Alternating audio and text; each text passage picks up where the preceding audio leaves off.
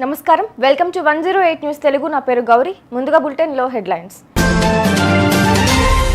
శంషాబాద్ లో high drama Falcon scam Amardeep flight seize ఉద్యోగం ఇప్పిస్తామంటే నమ్మొద్దు స్పష్టం చేసిన టీజీపీఎస్సీ స్టార్ షిప్ ఎఫెక్ట్ 240కి పైగా విమానాలకు అంతరాయం ఉచితాలపై చర్చ జరగాలన్న సీఎం రేవంత్ ఉతికారేసిన నెటిజన్లు ఫాల్కన్ కుంభకోణంలో ప్రధాన నిందితుడైన అమర్దీప్ విమానాన్ని ఈడీ హైదరాబాద్లో సీజ్ చేసింది. అతడు 14 కోట్ల రూపాయలతో ఆ విమానాన్ని కొనుగోలు చేసినట్లు సమాచారం. అమర్దీప్ సహా స్కామ్లో కీలక నిందితులందరూ పరారీలో ఉన్నారు.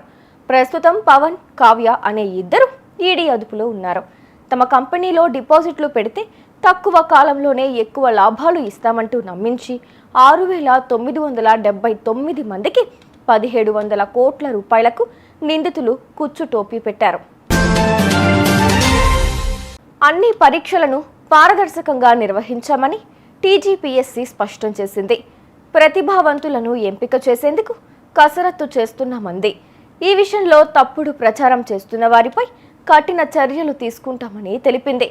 ఉద్యోగాలు ఇప్పిస్తామని ఎవరైనా చెప్తే నమ్మవద్దని 9966700339 నెంబర్కు ఫిర్యాదు చేయాలని అభ్యర్థులకు సూచించింది.